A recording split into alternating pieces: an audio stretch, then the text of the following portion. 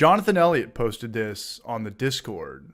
I don't think I have a Discord link in here, but I'll get that going.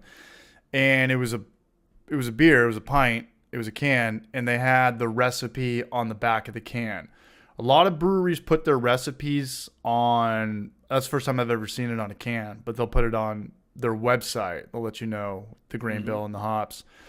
And then a lot of breweries, it's forbidden. It's the forbidden fruit. They'll never let anybody know. Do you guys think it's a good idea or a bad idea? Or if you had a brewery, would you do it or would you not do it? I'm so sorry. Can you repeat the question? Put in your recipes, if you were a commercial brewery, Yeah. would you put them Oh, out open there? source? Yeah. Oh, absolutely. Yeah, I would. Same with me. Because I think it's Yeah. going to make it stronger. I think people are going to want to clone it now, and it's going to create more of a sentimental value, and they'll be maybe a long-term customer in the long run. I don't know. I brought this up, but it was like a long time ago. I think it was in chat. I wasn't even on, like coming on at that point. But there's a company or a brewing company out of, I believe it's Canada. It's called Halo, and I like that name.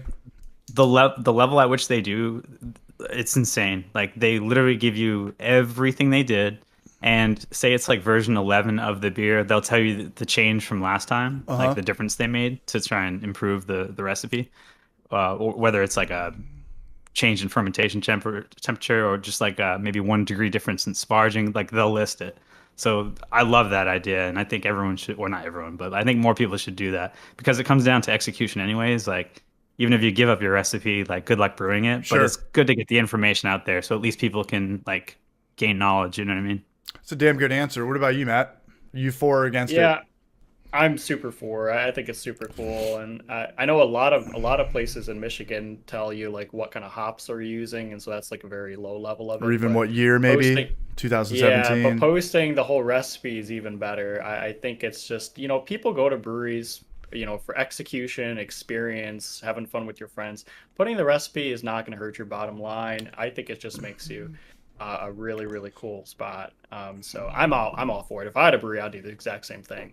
Yeah, and it's also kind of like a humbling. It's like the exact opposite of ego. It's like, hey, this is what we make. We don't think it's better. We don't think it's this ancient Chinese secret where we're gonna, take you to litigation if you guys copy it. And I remember like 5 years ago when we started doing the channel, one of the first grain to class videos we did was Sculpin, and we did get the recipe from a disgruntled employee from Ballast Point that was like, F it, here's all the recipes and stuff like that. And I remember thinking like, damn, we're going to get in trouble. Like this might be a bad idea. Of course we did the video anyways, and that was the Sculpin recipe. But Gnome's right. It comes down to execution. I mean, like we're been brewing for a couple of years, and we're going to like master this thing and take over the world with this recipe. It's like, no. And then we did a fresh squeezed recipe, and they would just put their grain bill and their hop bills on their website. And I was like, damn, this is cool. And not only that, this makes me like the brewery even more. So I was looking into a Midwest fruit tart recipe, and the company that pioneered that recipe, they actually posted either their head brewer or their CEO of their company.